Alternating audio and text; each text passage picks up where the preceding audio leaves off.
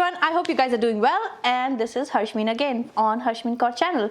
I am with an amazing woman.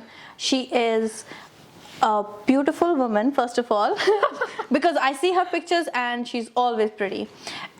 She is ex-New Zealand police.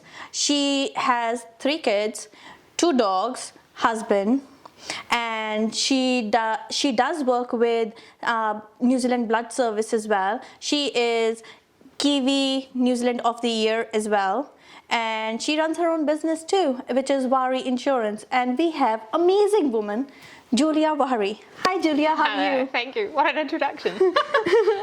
Thank you. It's so amazing to meet you, first of all, because when I read about you, I was like, oh my God, she's so amazing. How did you start from being a policewoman, and what was your experience like in going into insurance? Well, it's an odd background, I guess, and transition, but that's just life. Life takes us on different paths and journeys at unexpected moments, which is the exciting thing I think about life. You just never know where it's going to take you. So really, my whole career started, I would say my first career would be when I joined the police in 2008. And prior to that, I was ski instructing. So when I left school, the last thing that I wanted to do was go to university. Mm-hmm. And I saw myself as not a very good student academically. I kind of went through high school, very middle of the road, big school, got swallowed up in it. My grades were completely average. And so when it came to 7th form or year 13, the last year of school, I went, forget it, I'm not going to university with all my friends. I'm going to go and do something that I really want to do, which was be on the mountains and teach skiing and travel the world. So I did that for about 3 years, and on the 3rd year I was a bit sick and tired of being a ski bum with no money. But I still wasn't ready to go to university, and by that time all of my friends had finished uni and they had degrees that they weren't using. Mm-hmm. And were predominantly, most of them had taken out big student loans to get through that time. And so I saw myself as a bit of an advantage, I guess, not being in any debt, and had a lot of fun traveling and being on the mountain. And so I got home, talked to my parents and said, I don't know what's next, but I need to have a bit more substantial income. And my dad suggested, why don't you join the army, and then you can be outdoors. And at that time the army would, if you wanted to study nursing or something like that, they would contribute to it. So I've always had the mindset that around money, not being frugal, but nervous about debt. Mm-hmm. I don't know, I think it's obviously my upbringing. So I was really anxious about that kind of stuff. And so I always wanted to look for opportunities where I wasn't going to go backwards before I could go forwards. Mm-hmm. And that wasn't really on the cards for me. So Dad suggested, what about joining the police? And I had never had an interaction with a police officer before in my entire life. So I had no idea as to really what they did or what it was about. And I ended up ringing a friend of mine who I had done competitive sport with through school, and he'd been in the police for about 2 years. Rang him up one night and said, what's it like? Can you tell me a bit more about it? And he said, why don't you just come out for a shift on a night shift with me, and then you can figure it out for yourself if this is something that you want to do. And so the following week I went out with him, had the time of my life, and the shift that I worked that night, I never worked a shift ever like that ever again. And I did everything, like sudden death. So witnessed the first body that I had. I'd never seen somebody that had passed away before, so that was quite not a terrifying experience, but you were stepping into a world of unknown, and how am I going to react to this? What do they look like? Is it like the movies? So I got to experience that and coped really well. Mm-hmm. And we had a car chase and chased people on foot that were breaking into cars. So I experienced this whole range of diverse jobs and was hooked. And the next day I went straight into the police recruitment office and started that process, and I think 6 months later I was in. and had a wonderful career. And by the time I was approaching that 10-year mark, I'd had 2 children really close together, only 13 months apart. And I really thought that my time in the police, I was going to be there forever. But as most parents understand, when you transition into motherhood or fatherhood, your perspective on life changes and your role changes and your responsibilities. So I all of a sudden became quite more safety conscious, like, is this worth doing it, risking being hurt or, you know, being away for such long hours because I was still on shift work. So I started considering other options. And a friend of mine, he was, when I was pregnant with one of the kids, and I was on light duties, he had hurt his knee and was mortgage broking on the side. That was going to be his next exit. And he suggested, why don't you look at life insurance? And I thought, forget it. Because as everybody is in the world, they are very disgruntled about the thought of life insurance. It feels dirty, not trustworthy. I don't know, there's a bit of a taboo associated with it, right? Yes, definitely. So I went, oh, even myself, no way. And just after time, eventually things started falling into place, and I was nagged enough to go along to an event where it was like a life insurance roadshow, and it was just down the road from the police station. So I thought, oh, screw it, I'll go and see what it's about. Yeah. So I walked in there and took one look around the room and just went, I have got a huge opportunity to be completely different in this industry. So typically male, typically pale. I was probably the youngest by minimum 20 years, and there might have been 1 or 2 other females there. So I just thought, far out, with my skill set that I've obtained over my policing career with dealing with victims and tragedy and lots of sudden death and, you know, post-mortems and the whole, sudden death process and dealing with coroners and things like that, I just thought I could offer something really special and different. And people, when somebody passes away, it's a really bizarre process and experience because it only ever happens to you once, right? And so it's not something that you can get used to or can be skilled at in terms of, you know, a family that loses someone. So you've only really got one opportunity to do it well and really help a family through that time, which is like the worst time in anybody's life. And I felt that I could do a really great job in that environment and help people through that process of grieving and give them an opportunity to have prosperity out of an adverse situation. And in the police, it was really different because there was never really an opportunity for me to create prosperity for them, apart from doing a really good job and being empathetic and doing the best that I could at a scene.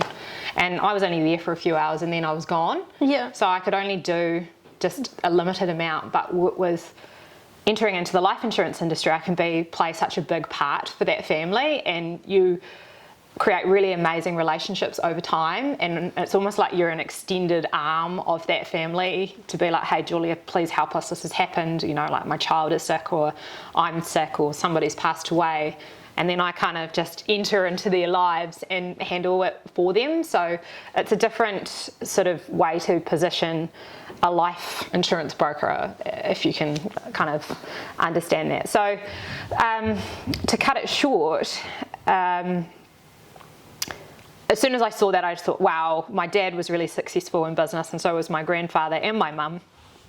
And when I told them that I was thinking of leaving my police role in the security of like that, you can hear the dogs running up and down, the security of being in a job that was, you know, the same weekly pay, and it was reliable, and if anything happened, you know, like global crisis, I was always going to have a job. So for me and for them, it was very terrifying going, I'm going to pack it all in and start my own life insurance advisory business, and they were going, oh my God, please don't.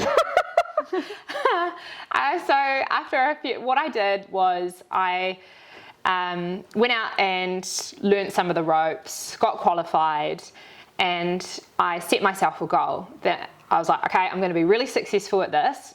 I'm going to take 3 months leave without pay from the police. If I make my year's salary in the police in 3 months, I'll leave. So I did. So I went out door knocking, and that kind of came naturally to me, being able to talk to people and just go in, as that was what my job was. Yeah. And I was just brutally honest with people. I said, look, I'm doing this now, family and friends. I'd really like your support. If I'm terrible at it, give me feedback. And I had the most amazing support from family and friends that would let me practice on them, practice my spiel. They would give me constructive feedback and say that was awful or whatever. But what I figured out in the end was being authentic and just being yourself. People buy that. Yeah.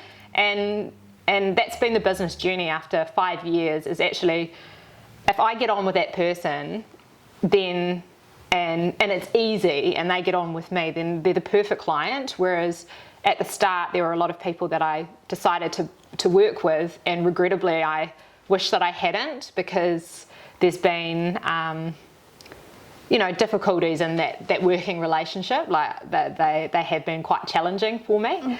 But that's all business stuff that you learn. And so I went out, I resigned from the police, and then I just went out and went hard and to try and make something of myself and create a sustainable business. And not understanding business very well, I did the bare minimum. So I had like $1,000 website, which was done very cheaply, just a basic platform. So when people met me, they could go somewhere, click on it and go, oh yeah, she's legit, she exists on the internet, that's fine. Yes. But I hadn't really put a business plan together. Mm-hmm. And I didn't do that until COVID struck last year. Mm-hmm. So I was just kicking along, going to see people, lots of referrals. So that was how the business was running itself.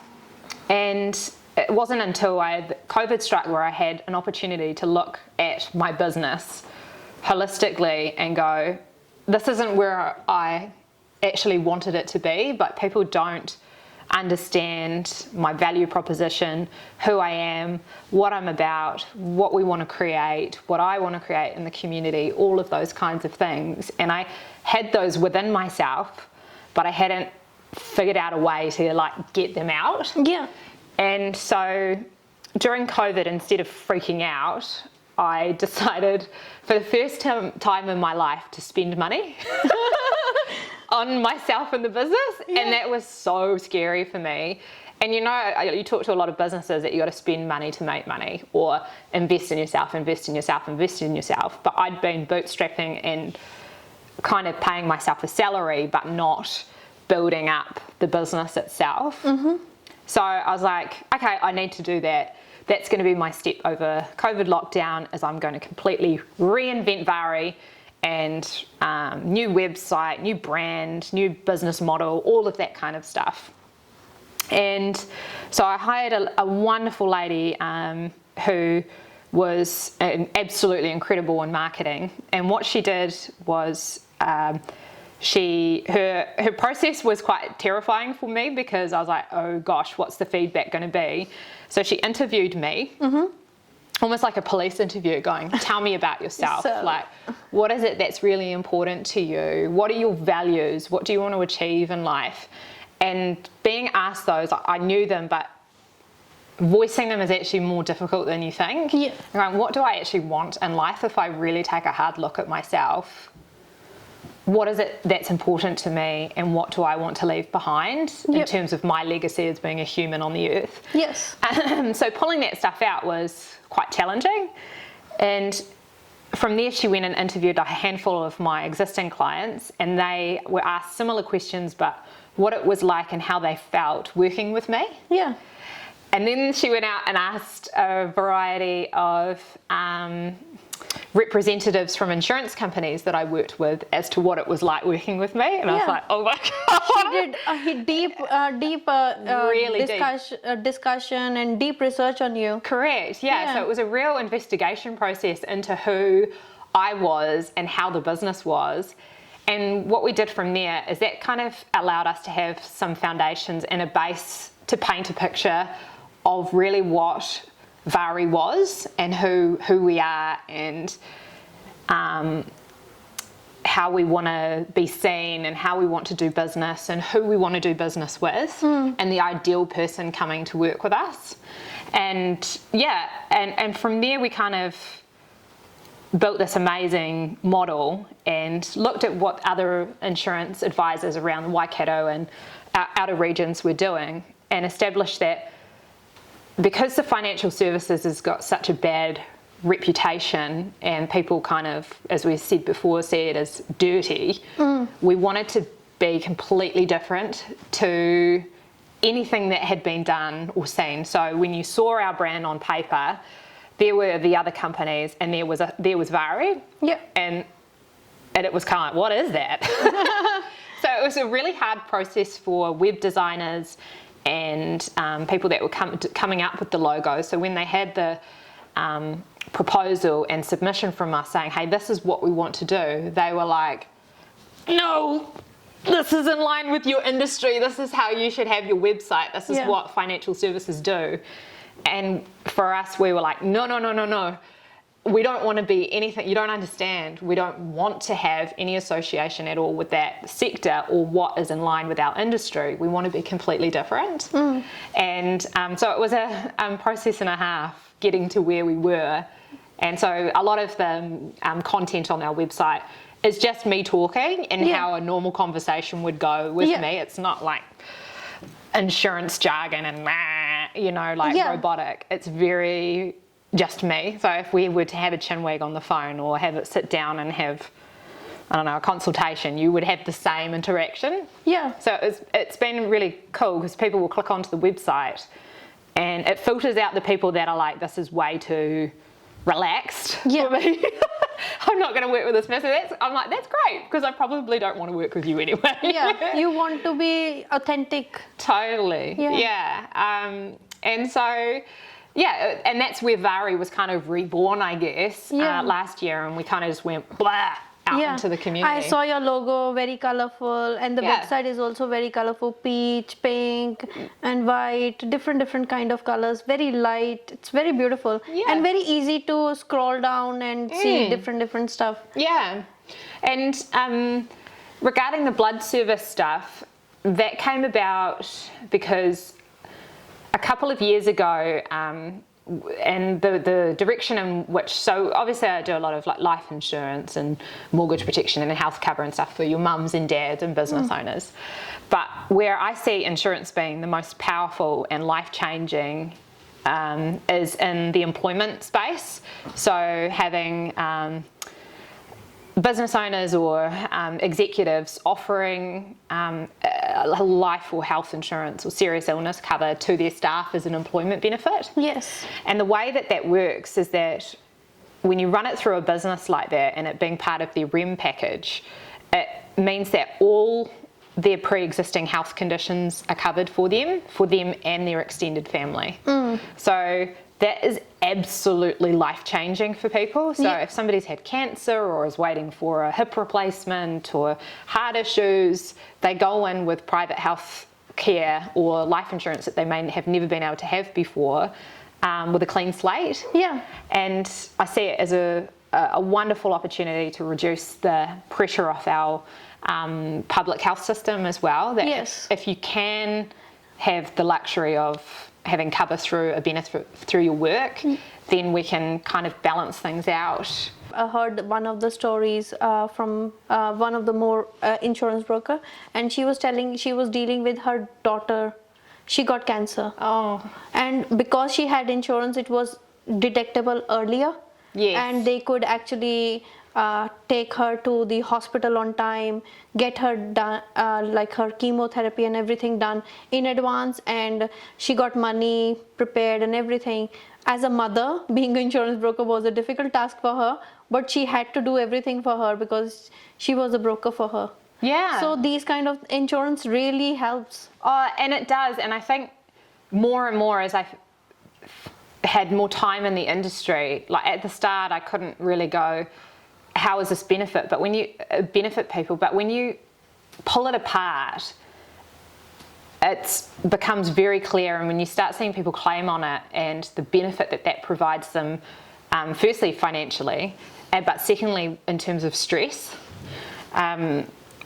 For some reason in New Zealand, we prioritise material things over ourselves, which is the most bizarre way of thinking. So we'll insure our house and our car and our phones and our contents and all that and our pets. But then when it comes to life insurance or protecting the ability to earn income for us, I'm like, nah. Yeah. You are the most important asset here. Yeah, that's the thing. Yeah. And when you were starting the insurance broker business, how did you plan to name it Vahry? Why didn't you plan something else? Good question. So for me, I'm really enthusiastic, I guess, about my family history. And my dad's cousin Nikki, she's our family historian, and she's really passionate about our family history. And I sometimes think that her and I are very similar because I feel like I'm the only nut about how important it is to know where you've come from, to know where you're going. And I always have found it extremely interesting character traits that go back generations that you've inherited from different people. Family members. Yeah, and I know that my grandfather, so his name was Doug Vahry, and our last name was actually anglicised years ago in war times because it's German heritage. And so my great-grandfather moved here from Germany, and during World War II, my great-grandmother was getting absolutely harassed for being associated with the German side of things, and so my grandfather ended up signing up and joining the Royal New Zealand Air Force to stop his mother getting harassed and his dad getting harassed on the street. And so I've always found all of that family history really intriguing, and the drive and the will to survive that my grandfather had at that time, you know. So he was doing intelligence in the army, flying around, taking aerial photographs. He reported to General MacArthur, which was an almighty deal and a story that he liked to repetitively tell everybody all the time.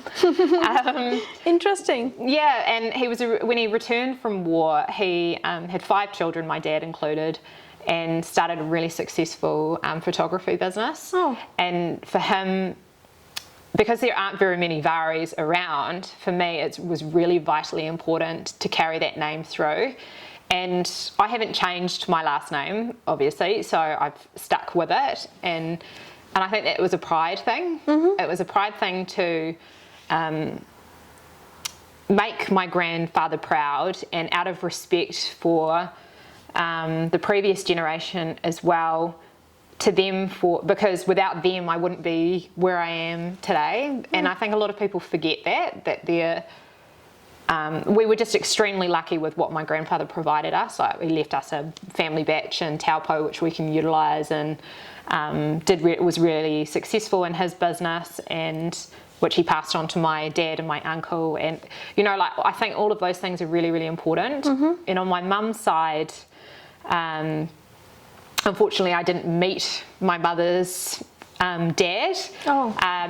He passed away a few years ago, and the reason I didn't meet him was my mum decided to step away from a relationship with her when we were little kids. And that was long going. He was a bit of a dick, to be fair, to her. Yeah. And I'm okay saying that. And mum never said anything bad about her father. She always left it up to us to go and meet him.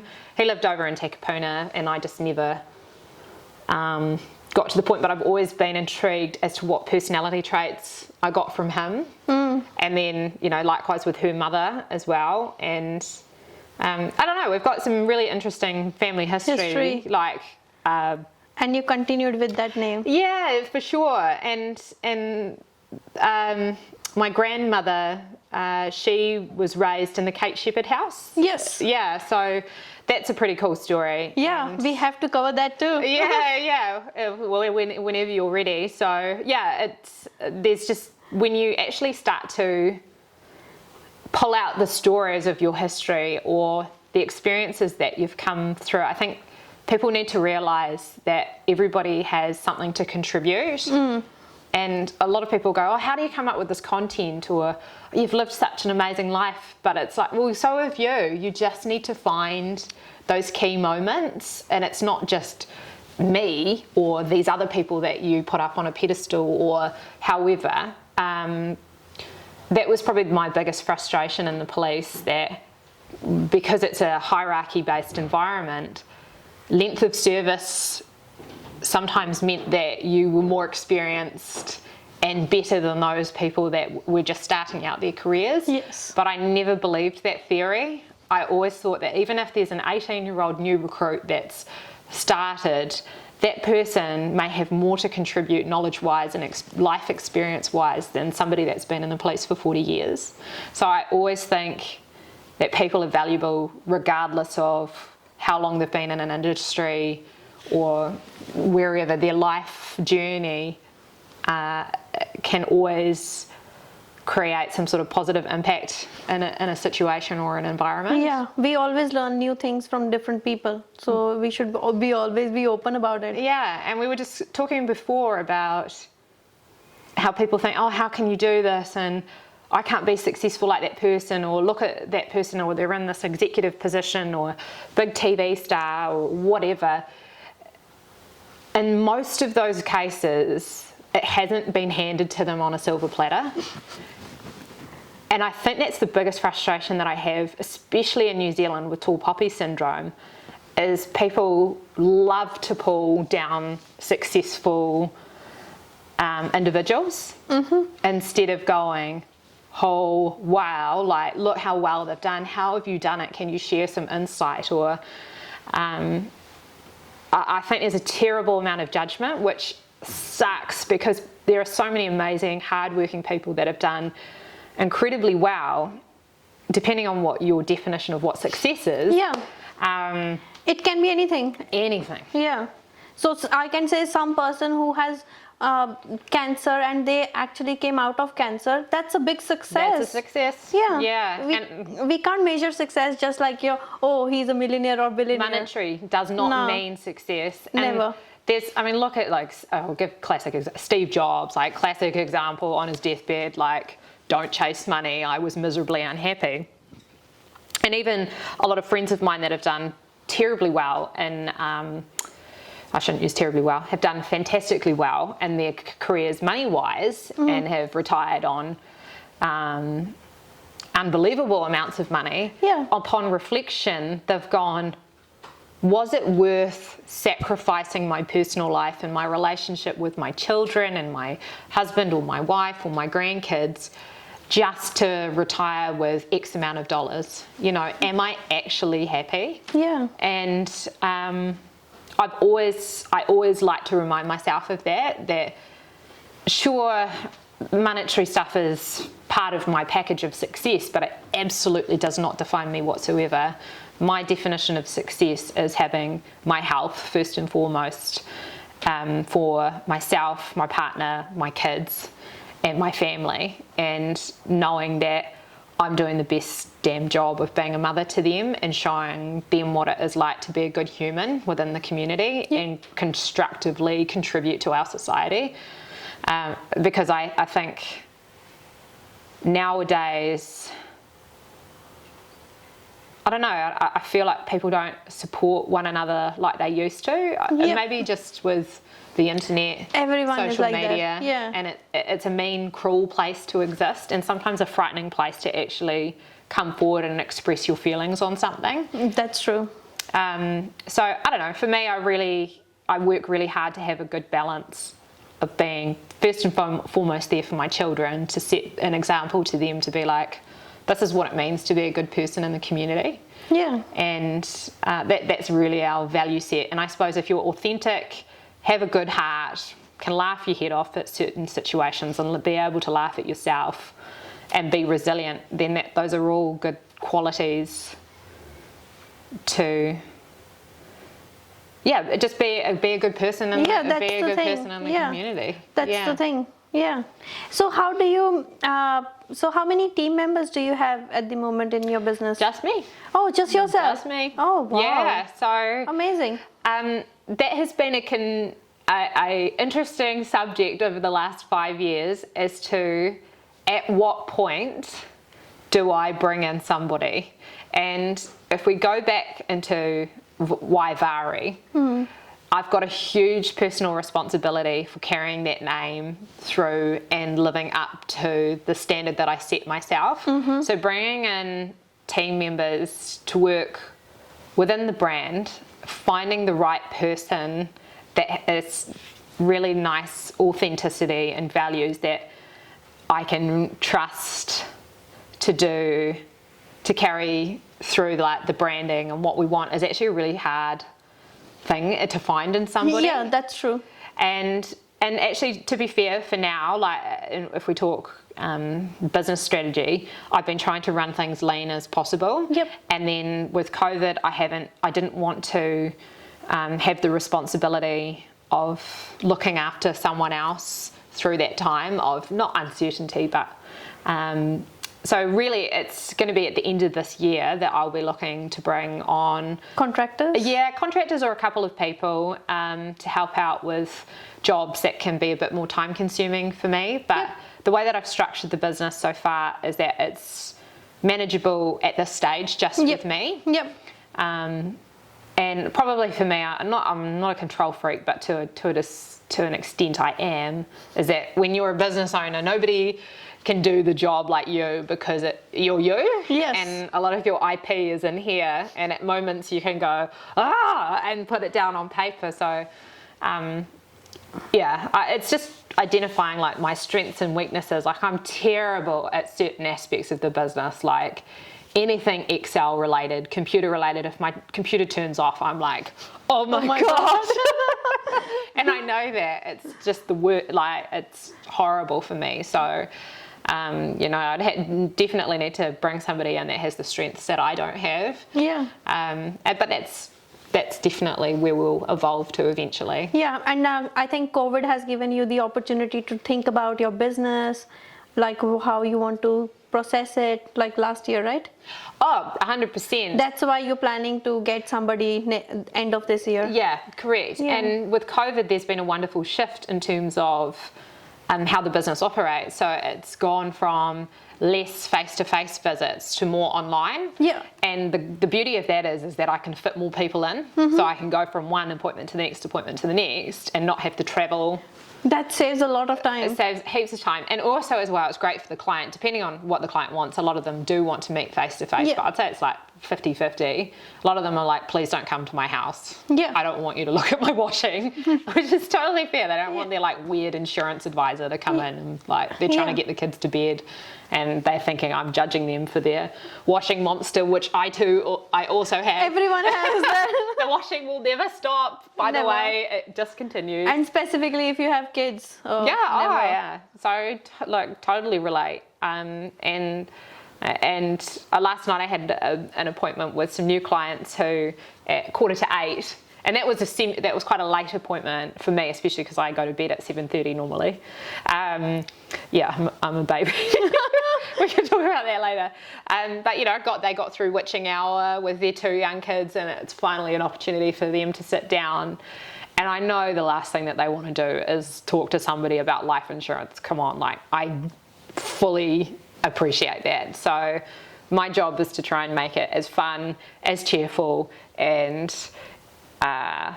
easy as possible. So it's actually like a cool experience for them, and that we can have a good, genuine chin wag. Yes. So yeah. Oh, interesting. And when when you meet people and talk to them, obviously you go through their history and all of that. It becomes like family then for you. So how do you manage? You know, sometimes they might ask you, "Oh, do you want to come for dinner or something or like that?" Do you do that now?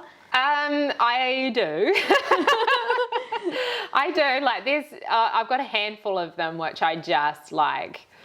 I adore, and sometimes the appointments can go on for quite some time. So Richard, sometimes, like, you know, the ones that I have face to face and I'll go and see, then all of a sudden we're having a glass of wine and we've like gone completely off topic, and he's going, "You were supposed to be home like an hour ago, what are you doing?"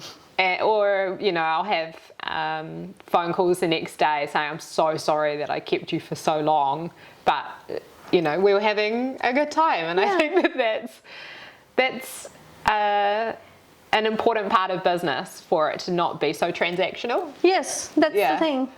Yeah, because you're building these relationships for life, and I want them to be with me for as long as possible, and I want to do a service to them, you know, and get really great results for when life does shift to something bad, that we've got a plan in place to manage that the best that we possibly can. That's true. And it's an honour and a privilege to be able to do that for people. Yeah. And how did you manage, you know, having 3 kids? While you were in police, you had 2 kids, and then third one. How did you manage your work, kids, and a partner, everything? It's like interesting to know. Yeah, I don't know. When you become a parent, sometimes you just do a lot of this, like trying to stay afloat. And so my children are to a previous marriage, and the third in our case is, so we're a blended family. So I've got the 2 that are 13 months apart. So both unplanned, but that was just how it happened. And it was a really interesting, stressful time, which I think in hindsight has been a wonderful gift for me, because I completely understand what it's like to be a parent, and when it's, you know, in that stressful time where there's only one person working, or like when you're in a financially sticky situation. So we had moved to Hamilton from Auckland. I've got no family here, which is typical me. I was always kind of off doing my own thing. Moved to Hamilton when I was very early pregnant with my first, and my mum was just absolutely beside herself, going, "What the hell? She's moving away from me and pregnant, and the first grandchild, da da da da da."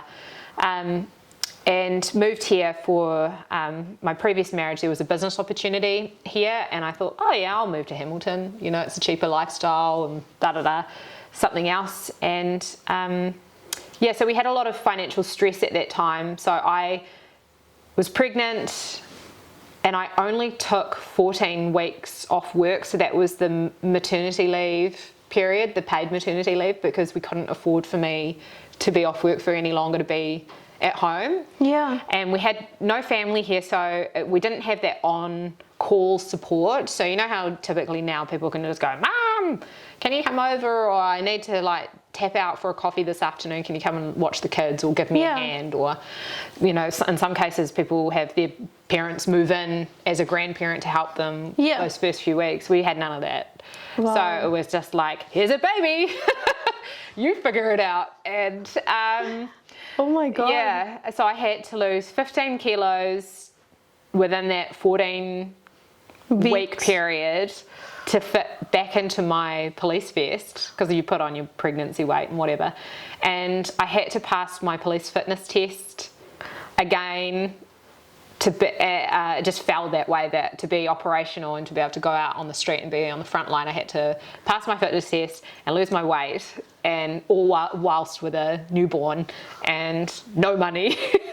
So it was like stressful as hell, but somehow, and this is when resilience comes in, you just do it. You have to do it. And it could have been worse. Like, so much worse. And that's what you have to have, is perspective, to be like, shit's gonna be way worse than this for a lot of people. So like buck it up and just get on with it. 14 weeks, losing 15 kgs, Yeah. and then passing the test. Yeah, I was very hungry my and very God. tired. And then went back into full-time shift work again, only to my surprise that by the time I returned back after losing my weight 14 weeks later, I was pregnant again. So I returned to work already pregnant. And so I was like, oh no, Julia, what the heck? Breastfeeding didn't work as I had hoped in terms of preventing baby number 2. Yeah. So again, worked and then was off work again to have a second child, only to have put on more weight.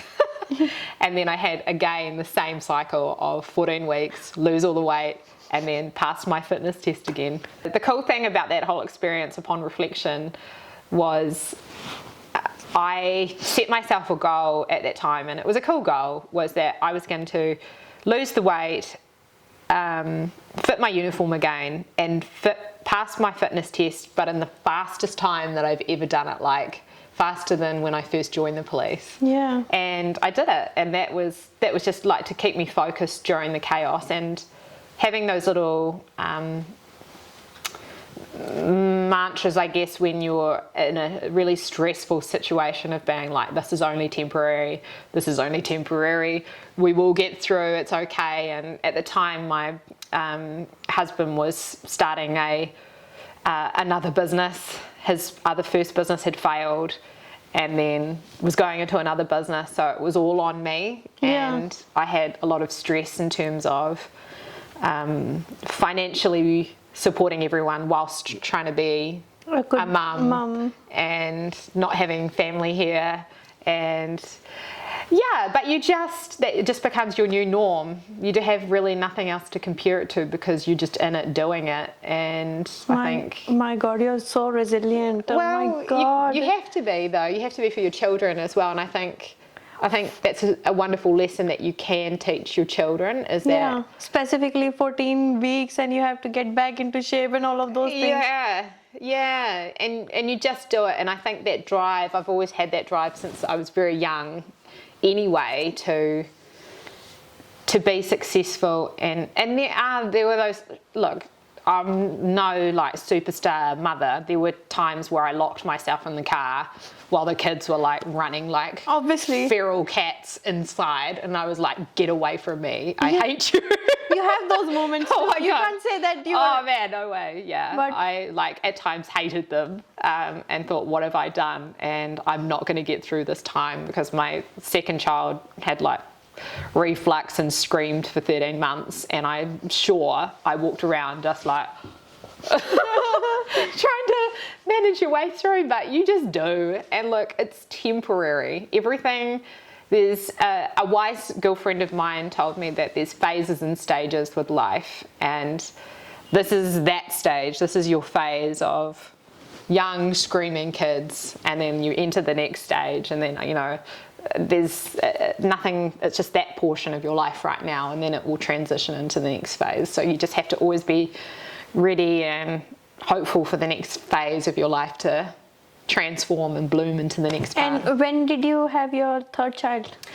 So the third one is with my new relationship. So she's the eldest of the 3, and so having a blended family, obviously never done it before, never been a mum to a 7, 8 and 9-year-old, has been really interesting, like the challenge of like blending them all together and then having external families and relationships with others and trying to make that work the best that we possibly can. So, and there's so many families like that nowadays, and like my long-term dream has always been to finally be able to have all of the parents and extended family all together on the same page. Like that is my dream.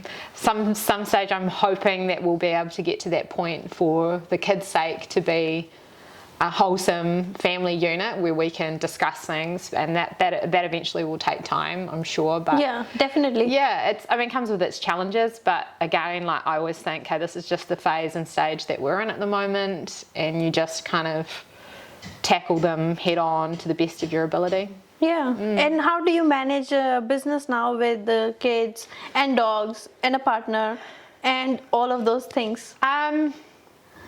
Yeah, so balance, it's a balancing act, isn't it? So I always try and I kind of like to use a vision of kind of glasses or pots or whatever, and making sure that they are always kind of even and spread.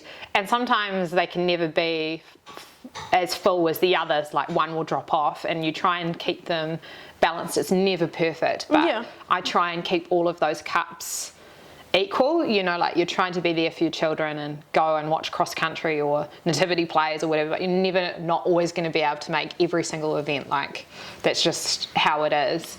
But I always like to make sure that I can pick the kids up, drop them off, so they're not in after school care, and structure my calendar around that. And that's the beauty of being a business owner, I guess, is the flexibility that you can create for yourself. One really good tip that I have comes from my business advisor, who I use, and his tip is with your calendar to colour coordinate everything. So if it's child time, you time, first appointments, second appointments, third appointments in terms of clients, couple time, family time, whatever, and that's all coordinated. So you enter it in your calendar if you're this organised. I found this extremely helpful, by the way. So when you click into your week and you see what you've got planned for that week, you can look at it and go, it's well balanced. I've got a bit of everything going on, or there's not enough of this or not enough of that. So I think it comes down to being structured, but also as well, you can tell within yourself, like I don't follow that every single week. I'm not that intense. Yeah, obviously. But you can tell within yourself when things are, you're putting too much of your effort into one thing. And there's days that I wake up and I'm like, I don't want to do anything today. I just want to like watch TV and not leave the house, you know, and that's totally okay to feel like that. Yeah, definitely. You know, or not like sabotage yourself and be like, you didn't do this many steps today, or you ate like a whole block of chocolate. Like, who cares? Like, just don't, you know. I've learned over time that you have to be really kind to yourself. And every morning I do carry out, whether or not it's like 2 minutes, 10 minutes, 20 minutes, I do have mindfulness time, and we do a lot of that with the kids too. So I'll put on some airy fairy music or whatever it is that makes me feel good and makes my soul feel good, and I'll just tune into myself for as long as I need. It's not usually more than 20 minutes, just to focus in on myself. And it's actually quite enjoyable reflecting on your life journey of how far you've come and what you've done.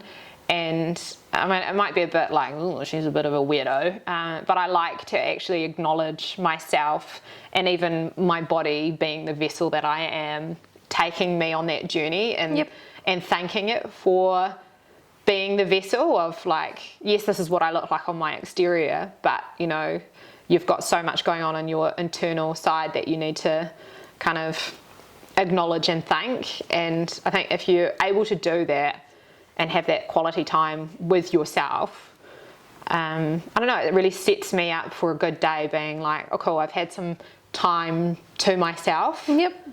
And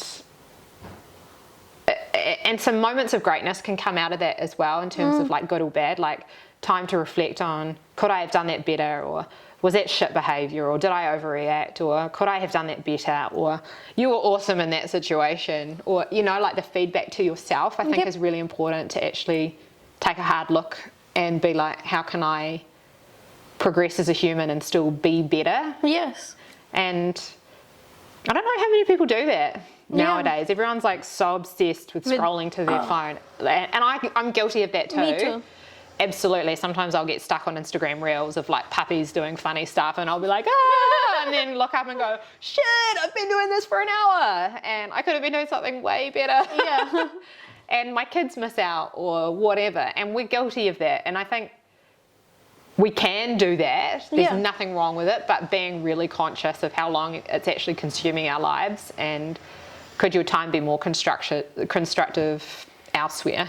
That's true. And even I have seen people sitting on a table having dinner together, but they are busy on their phones. And I'm like, what? Nobody talks anymore. yeah, people don't talk. And whenever I have this rule, whenever I sit with my friends, I'm like, put your phone in your bags. I want to talk. Yeah. I'm like very conscious on that part. Yeah, absolutely, because you feel disconnected. And a few years ago, before COVID, we were really lucky enough to go away, and I was the first time that I had been to Europe, so we went through like Germany and France and stuff, and I had this moment of deep sadness, and I've never experienced like real depression or anxiety before, but I felt that for the first time really when I was over there, because of how disconnected people were with people.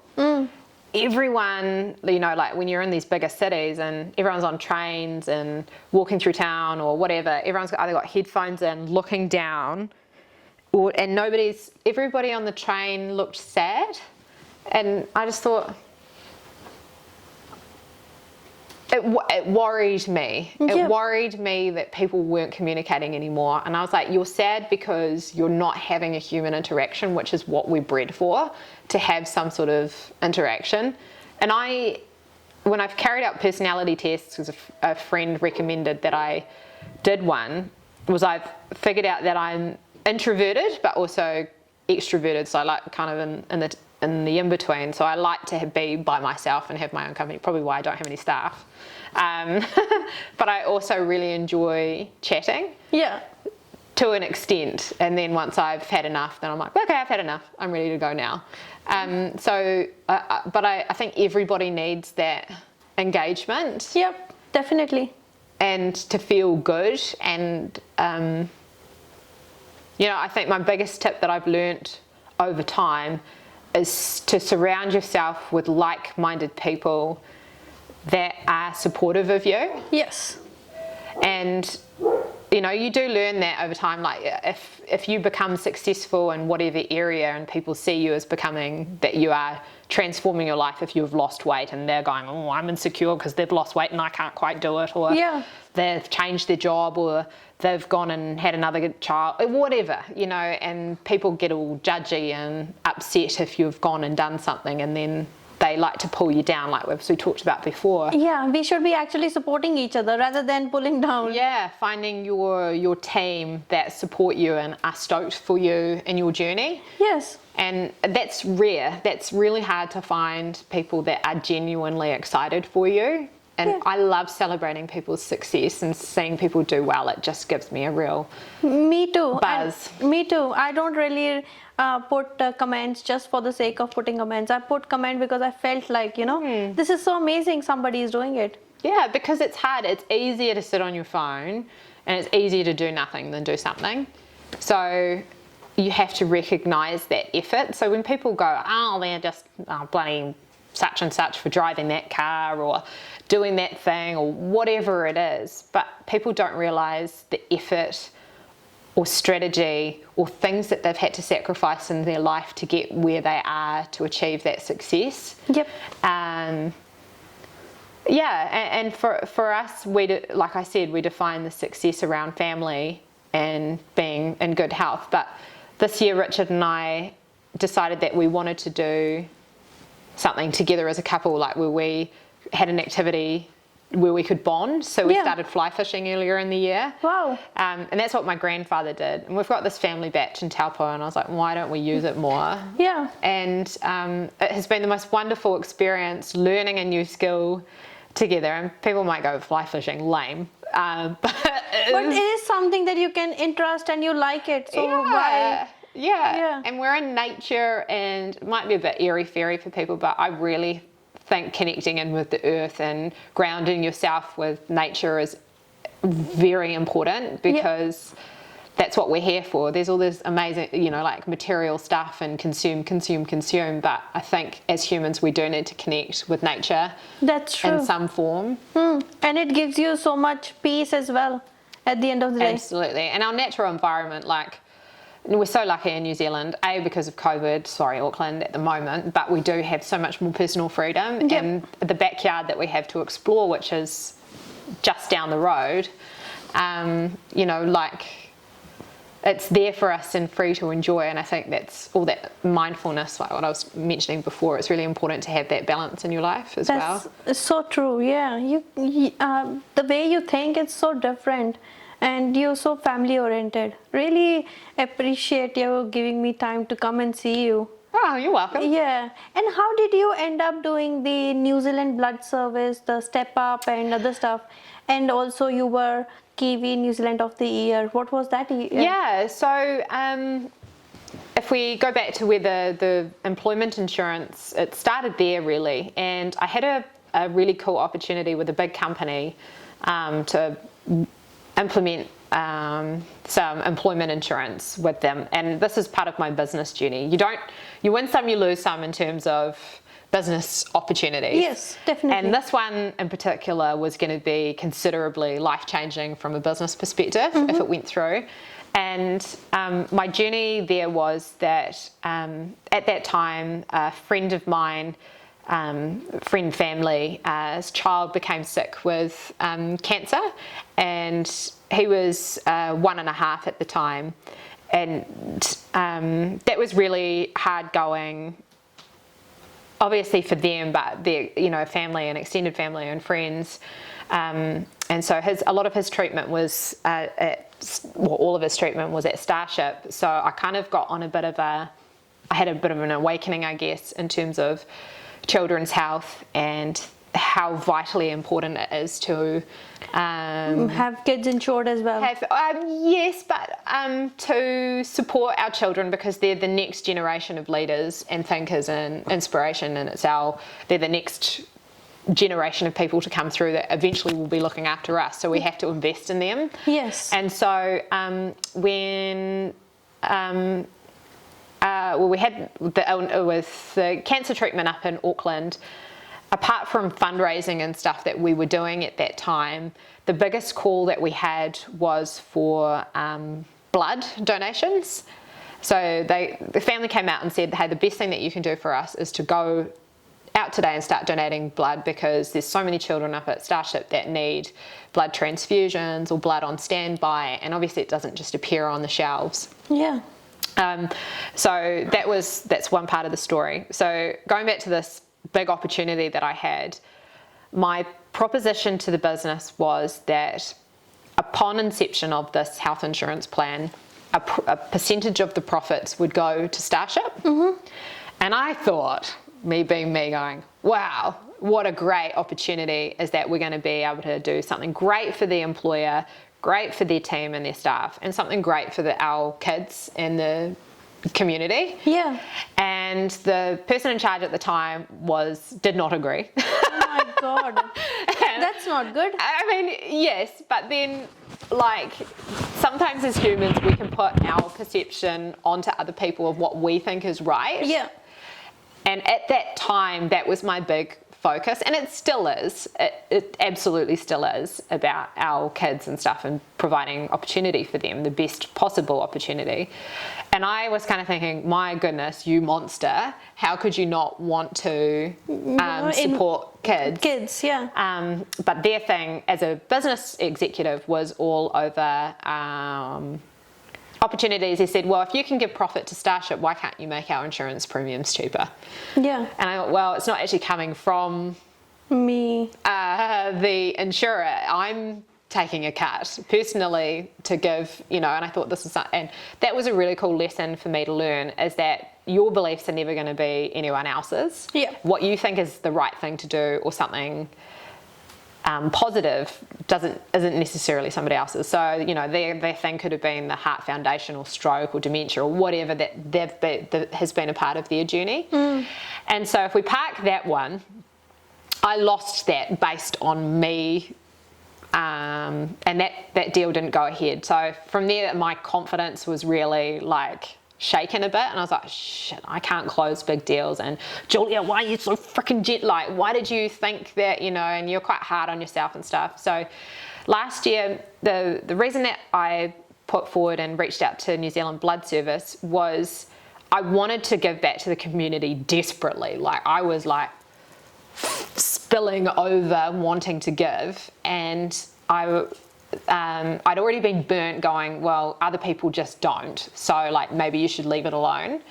And anyway, I thought back to the blood donation side of things and went, oh, that's right, like, you know, blood is really important. And then obviously the thought pattern of like, well, it doesn't cost anybody anything. It's the only thing that it costs is your time. So it's not, you don't have to give tangible money because everybody's always asking constantly for money. Each donation saves up to 3 people's lives. It's something amazing that's coming from ourself, and you're giving a part of your own body to somebody else, which is like, makes my head pop off my body. I love the idea of that. And Waikato Hospital here is the largest hospital in the Southern Hemisphere. And people just seem to think that it appears willy-nilly, but it doesn't. It has to be extracted from us and then passed on to somebody else.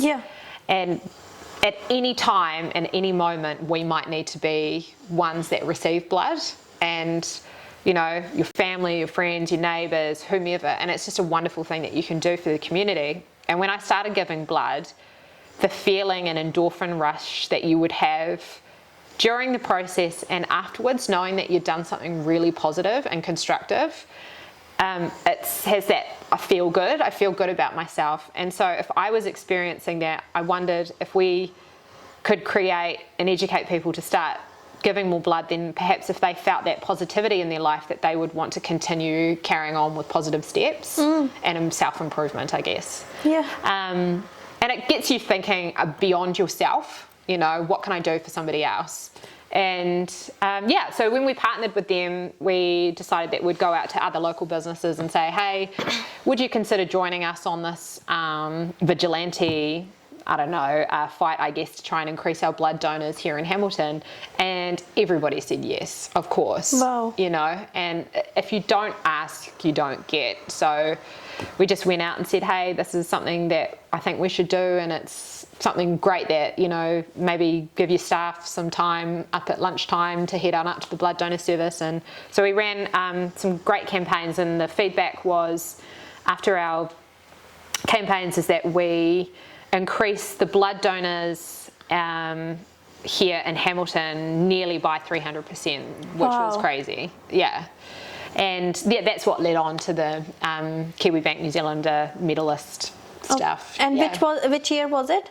This year. Oh, congratulations. So happy for you. Yeah, so it's cool. And that was like really nice to receive, but also, you know, classic Kiwis were like, we feel strange about receiving accolades, I guess.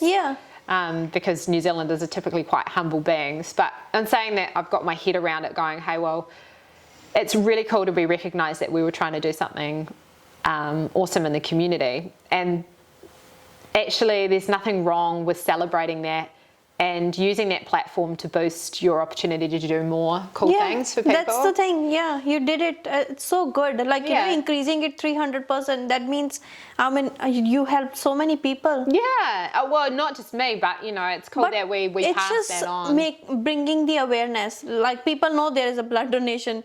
You can go donate blood, but actually going there and telling them, can you do it, please? This is going to help this way. It's not easy thing. And motivating people to do it, it's another big thing to do. That's right. Well done. So and the cool thing is when you reflect upon your life of things that didn't go your way, you know, like that business deal that could have really shaped things for me was a really amazing lesson. So it's cool to think about it in that perspective of being like, if that hadn't happened to me, then it wouldn't have led on to this opportunity. So I think that's a key to resilience, is to always remember, hey, this door has been shut, but there's another door that's going to open for me. And there always is. You don't know when it's going to happen. It usually happens when you least expect it. All the time, you know, and sometimes you'll be like, oh, I've had a bad month, and then all of a sudden the door will open and then something will come through and you'll be like, oh, what a lovely surprise. It always happens like that. Wow. This is such an amazing story that you shared. Oh, thank you. So I would like to know now, 5 takeaways from Julia Vahry. In terms of Your life, motivation, business, anything. I would say first thing is family oriented. Oh, for sure. I think family is everything, because you come, I mean, pretty cliche, you come into this world with nothing, you leave with nothing. But your family, they're your seed that you leave behind. So they are the most important. They're the only tangible thing associated with that carry your blood and genetics that are left behind. So pouring everything into them is vital, and for them to carry on a legacy, which is what I see as incredibly important, why Vahry is continuing on, and like my grandfather's name and my dad and my mother, and it's out of respect, I guess, for the family and how much love that I have for them. And for the things that they did, like that coffee table over there, or the trolley, that was my grandfather's, and that would have served tens of thousands of meals, wheeled out to the dining table to feed us. And I think, so families first. Let's not go down too many rabbit holes, because I get carried away. And then having perspective, I always come back to that, and that has been my biggest lesson that I took from the police, was having perspective. And things are never as bad as they could be, even though there's been times where I've gone, oh my gosh, like what else? You have to always put yourself into a position of privilege, being like, well, hang on, I live in New Zealand, like the best, safest country in the whole entire world. My kids are here, whatever it is, to pull in all that stuff to give yourself perspective. And like the positioning that we have from a social point of view is that, what was the stats yesterday that I heard? I think it's like even like the poorest the poorest community in New Zealand are still the wealthiest 5% in the world. Wow. So when you turn that on its head, you think, even though we're in the worst, you could be in the worst financial position you think possible, but actually you're still associated with being the wealthiest 5% in the world. So it's all about how you position things. And we've had interesting stuff happen, like with Richard's job. He's leaving his job after a really long time, and his journey currently is quite scary. Like, what do I do next? And we always face those times in your life where it's like a scary moment, but I think the biggest thing is to have perspective and have resilience that you'll get through. And that's why it's really important to have that a really good, strong, supportive community around you, and friends and family, and to try not to burn any bridges as well.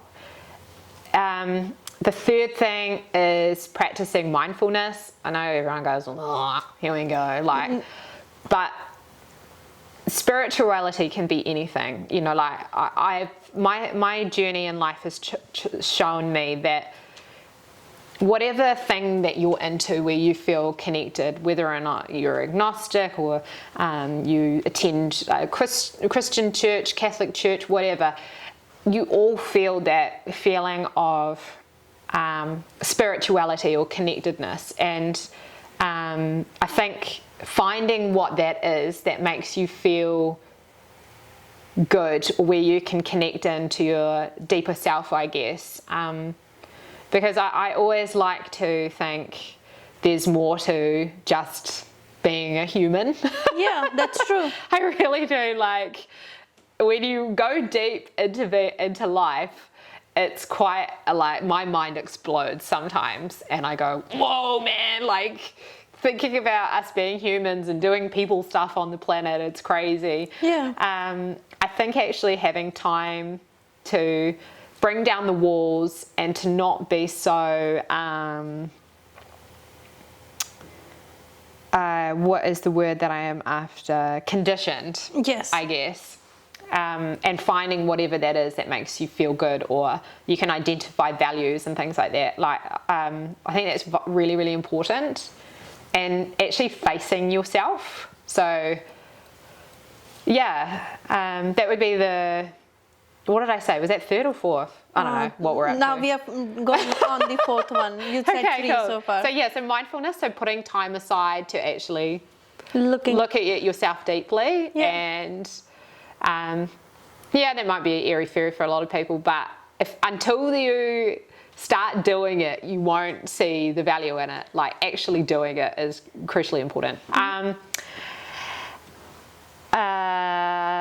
So that, I would say that goes in the same pot as like alone time. I think it's really important to actually face yourself. And the other one would be reflection time as well.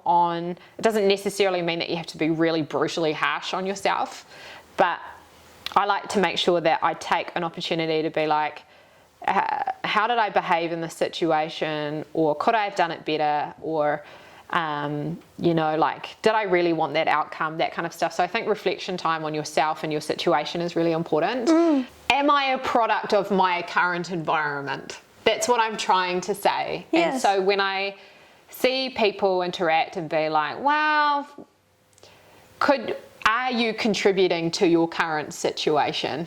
And there are absolutely circumstances where people don't have choice, and it is, excuse my friend, fucking hard to escape an environment that you've been born into, right? Like the police, for example, and the low socioeconomic factors, the intergenerational cycles of violence and abuse, and oh man, like that's like being born with a terminal illness of no choice, right? And you are born in this place. But within that, it comes down to those people that have identified within themselves that you can make self-improvement to somehow get into those places to help pull people out. And I mean, that's a worldwide global problem, right? But how do we do that as a community of helping people escape from their environment? Yes. And it's really hard to do. Like, a lot of these people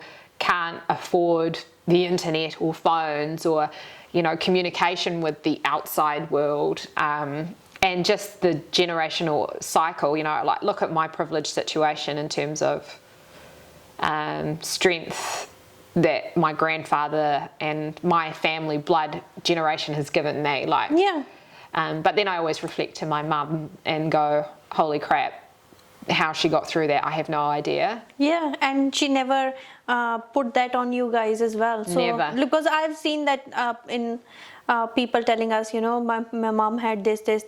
Because of that, we had to face all of these situations. But your mom was so amazing. She didn't never, let that thing happen to you guys or put that frustration on you guys. So it's amazing. Yeah, and not carrying on that toxic negativity, I guess, to being like, and I take my hat off to mum that she never said anything bad about her father. Yeah. She said, he's a good person. You guys go and make your opinion on him yourself. Yeah. And so there was never that seed planted that he was a dick. Yeah. So, I mean, look, we could talk for hours on that, but like personal reflection is a big one. Like, yes, totally. Making sure, like, not being brutally hard on yourself, but to an extent to be like, am I a product of my own doing? Yes. Like, are my kids being dicks at the moment and driving me nuts because I've just been sitting scrolling Instagram the whole time? Or like my wife or husband is like at me going like, help me, and it's because I'm totally obsessed with my phone and I'm not helping him or her with the washing or whatever. Like, am I a product of this shitty situation that I'm in? Probably. Yeah. People find it really hard to take a look at themselves and being like, am I doing something that's creating this outcome? Most likely. That's true. That's true. Most likely. Yeah. And then the fifth thing is laugh. Like, I think that is the biggest healing thing that you can do in a situation, is being able to laugh at yourself for either fuck ups that you make, shitty circumstances. I did a post on LinkedIn about it the other day about black humor, and that was the big thing that I used throughout the police, and I always have. And then situational humor is amazing if you're able to take a good look around at a situation that you might be in and being able to laugh about it, or position yourself like it's a scene or a skit. And you can be serious, absolutely, but like to a point. Yeah. Laugh at yourself. Like I did it, you'll like this. On Tuesday I had a meeting with a film company, and Monday or Tuesday? I can't remember what day it was, Monday, and it's not relevant. I was supposed to get my hair done with my hairdresser prior to lockdown, and then lockdown happened, and then I don't actually care that I had black roots coming through, but I was like, nah, if I don't take this appointment on Monday, I'm not going to be able to see my hairdresser for another month, and it's going to go next level by that stage. Yeah. And so anyway, I had 2 compromising appointments. I had this video with a video call with a film and production company. Yeah. And I was at the hairdresser at the same time. And I thought, fuck it. Like, they're going to take it or leave it. Yeah. I'm taking the call while I'm at the hairdresser. So when I logged in onto the video call with the 3 other people, I just thought, I'm just going to be authentic. So I gave them plenty of water. I said, well, just before I click on my video, I would like to let you know that I'm actually at the hairdresser. And they're all in lockdown in Auckland, and I said, look, this is the only appointment that I could get, otherwise it was going to be another month. I hope you understand. And so I clicked on, and sure enough, you know, when you go to the hairdressers, you've got this big hair of like hair foils, and I was looking ridiculous, but I thought, screw it, I'm going to take this whole meeting for an hour and a bit with my hair in foils, with my lovely Jamie in the background farting around doing her wonderful work. And it was a hit. Like, they loved it. They thought it was so genuine and authentic. And I think that's a real lesson, is that you don't need to pretend to be someone else or pretend to be someone that you think that they're going to like. Yeah. Just be yourself. That's why the interview that we're doing, it's all authentic. You just talk about what it is. Yeah. Yeah, absolutely. And I just thought, nah. I was gonna go to my hairdresser, and I apologized to them, but then they loved it as well. They loved hearing the interaction and what we were getting up to and stuff. So that would be the 5th thing. Be authentically you, and don't be ashamed of it. Yeah Amazing. That's so good. Like, hearing your story, listening how you have come so far, how you're looking after your family, also dealing with the family history, even having a table which is like so old, still having it in your house, all of those things. It shows like it's you, real you. You're not just, a person who talks about stuff. You have gone through it and you have experienced it. It's so amazing to know about that. Oh, thank you. Yeah, I feel so, I would say, privileged to interview you today. Oh, yeah. Well, I feel privileged with you being here. Yeah, because it's always, you don't find people like this, because I created this because I wanted to meet those people, who are actually genuinely an inspiration for others, and you are one of them. Oh, wow. Thank you for your kind words. Yeah, thank you so much. And can we get some giveaway for my subscribers and the viewers? Yeah. What we can give? Oh, yikes. Put me on the spot here. Yes. I'll tell you what. So good friends of ours are, they've just opened, and this is to support local stuff. So let's forget about Vahry altogether. My big thing is I love supporting other local businesses. Yes. And I really want to encourage my friends to be successful and do well as well. So good friends and family of ours are opening up a new bar and sort of restaurant, which is Last Place in Hamilton. So Last Place. What about like $100 voucher or something? Yes, amazing. Some sort of voucher towards them? Towards one of the person who likes and subscribes and everything. There you go. Yeah. Yeah. Perfect. Well, they'll have to be Hamilton local, of course. Yeah, definitely Hamilton local. That'll be a challenge. We're not going different places. Yeah, because I'd love to support them. They've had a hard road getting to opening with COVID and and now getting off the ground, operating at just 50%. It's another thing. It's another thing. So I think it's really important to uplift and encourage and support the other businesses that are doing it tough or trying to get off the ground and make something of themselves. So it's crucial to support those people as well. So there you go. Definitely. Yeah. Thank you so much for your time. And I must say, you have a beautiful house with the view.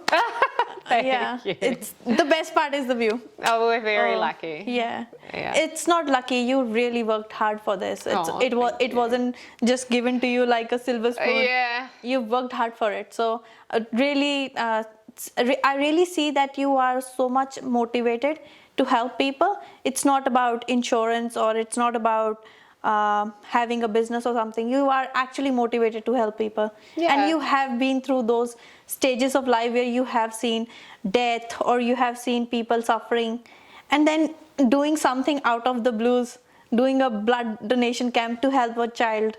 That's another thing. That this proves that you are not here for, you only making money or something like that. You're more about community, family, helping people. Yeah. And be a human, not be just a, another selfish person. Be a human first. Yeah, and it does. It opens doors to other things as well. Like I always say, like, acknowledge your local barista or other people within the community just trying to get through. Like, I know that the be kind saying is like, everyone's like, stop drilling that down my throat. But